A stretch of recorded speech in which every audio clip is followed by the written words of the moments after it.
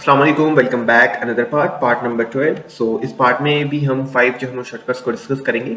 IHS inverse या inverted भी बोल सकते हैं। इन्वर्स हेड एंड शोल्डर, ये इसको इन्वर्टेड भी बोल सकते हैं हम, मैं ज़्यादा इन्वर्टेड ही बोलता हूँ। इन्वर्स हेड एंड शोल्डर इसकी मीनिंग है। और ये जो है ना, मैंने जैसे आपको बताया था हेड एंड शोल्डर जिस तरीके से काम करता है, तो इसका जो है ना वो थोड़ा सा उल्टा सीन है। ये इस तरीके से नीचे आता है और उसके बाद नीचे हेड बनता है, सॉरी शोल्डर, हाँ हेड बनता है और यहाँ पे शोल्डर बनता है। और इस तरीके से जो है ना यहाँ पे मार्केट जो है ना वो इस तरीके से पंप होती है और मार्केट यहाँ से पंप होके, तो ये इन्वर्टेड हेड एंड शोल्डर बनता है। इसको जब हम मैं आपको पहले बता चुका हूँ, जब हम प्रोफेशनल ट्रेडिंग सीखेंगे, जो चार्ट पैटर्न्स में जब हम ये सारे पैटर्न्स सीखेंगे, उसमें मैं आपको इन्वर्टेड हेड एंड शोल्डर दोनों सिखा दूंगा कि किस तरीके से आपने इनको यूज करना है। The second one is M है, मूविंग एवरेज। ये जो है ना हमने ट्रेड्स में यूज करना होता है। ठीक है, यहाँ पे आप मूविंग एवरेज देख रहे होते हैं, ठीक है, ईएमएस देख रहे होते हैं। ईएमएस तो हमारा सेकंड वन है। ईएमए का जो मतलब है वो ये है कि एक्सपोनेंशियल मूविंग एवरेज। ठीक है, इसका मतलब क्या होता है कि हमने जो है ना, जो भी यहाँ पे मतलब जो चार्ट्स लिए होते हैं, जो भी हम इसको ना, मैं यहाँ से रिमूव कर लेता हूँ। अब यहाँ पे देखेंगे ना, तो ये हमारी जो है ना लाइंस जो आ रही है ये ईएमएज है। ठीक है, इसको हम अपनी तरफ से सेट भी कर सकते हैं इंडिकेटर्स में जाके। ये जब हम जाएंगे, इसमें मैं आपको शॉर्टकट की फुल मीनिंग बता रहा हूँ। जब हम जाएंगे इसमें और इसको डिस्कस करेंगे, तो मैं आपको कंप्लीट सेटिंग, ये काम किस तरीके से करते हैं, इनका काम क्या है, ये सब चीजें हम डिस्कस करेंगे।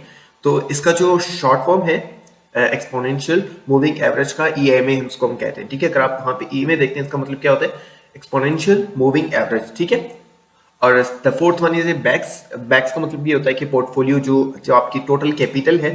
फॉर एग्जांपल अगर आपने $100 से स्टार्ट किया, तो आपका जो बैग्स, आपका जो बैग है, आपका जो पोर्टफोलियो है, वो उसको बैग भी कह सकती है। ठीक है, समटाइम हम कहते हैं कि मैंने बैग फुल कर दिया है आल्ट कॉइन से। इसका मतलब ये कि मैंने पूरी पोर्टफोलियो के अंदर जो है ना वो आल्ट कॉइन्स भर दिए, आल्ट कॉइन्स ले लिए हैं, मैंने सिर्फ आल्ट कॉइन्स लिए। या मैं जब कहता हूँ कि मैंने अपना बैग, पूरा बैग जो है ना वो बिटकॉइन में भर दिया, इसका मतलब ये कि मैंने पूरी पोर्टफोलियो में ज्यादा बिटकॉइन ही रखे हैं। ठीक है, तो इसका मतलब ये बनता है DCA। ये बहुत ही इंपॉर्टेंट है, जब भी आप ये देखेंगे तो इसकी मीनिंग आपको लाजमी आनी चाहिए। Dollar cost average, dollar cost average पे ऊपर हम एक कंप्लीट ट्रेडिंग मॉड्यूल बनाएंगे, लेकिन अभी मैं आपको बता देता हूँ कि किस तरीके से काम करता है। फॉर एग्जांपल अभी आपने बिटकॉइन की बाइंग करनी है, ठीक है, तो आप क्या करेंगे, इस प्राइस में नहीं लेंगे क्योंकि यहाँ से ऊपर जाएगा, ठीक है, नहीं तो मार्केट ने नीचे लाजमी आ रहा है। तो अब क्या करेंगे, सपोर्ट देखेंगे, सपोर्ट पे एक एंट्री लगा देंगे, एक एंट्री उससे नीचे, एक एंट्री से नीचे। तो जब हम मतलब 4-5 एंट्रीज लगाते हैं, इसका मतलब ये है कि वो डीसीए करें। जब हम सेलिंग करते हैं तो भी हम इस तरीके से करते हैं।